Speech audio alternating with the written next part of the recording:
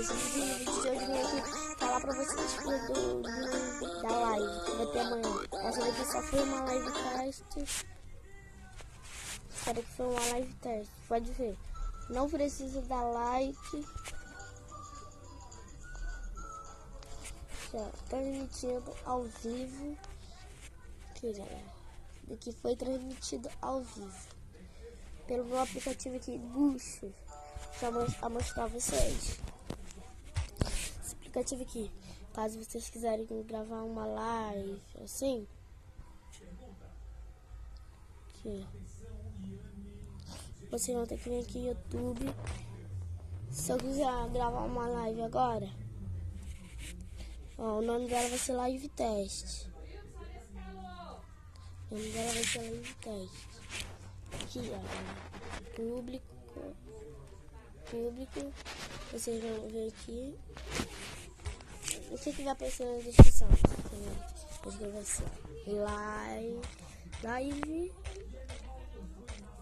Test. Aqui, Live Test. Eu vou escrever: não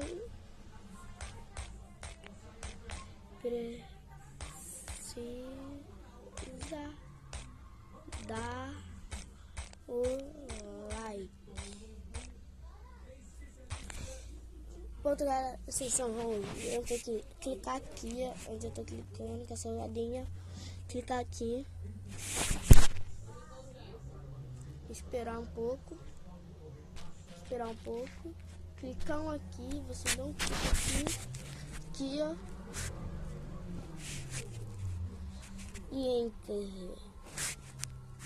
Espera um pouquinho, aí depois vocês clicam. Se não for, aqui está block. Iniciar agora. Iniciar. Não, deu erro no áudio. Galera, tá dando erro por causa eu já estou gravando com o meu gravador aqui, ó. Um gravador. Pra quem não sabe qual é o meu gravador, é esse daqui, ó. Não, nem precisa, tá aqui, ó. SCR5 mais Pro. Esse foi o vídeo. Valeu, fui, tchau. Não, mas se vocês quiserem desativar, ó, vocês clicam.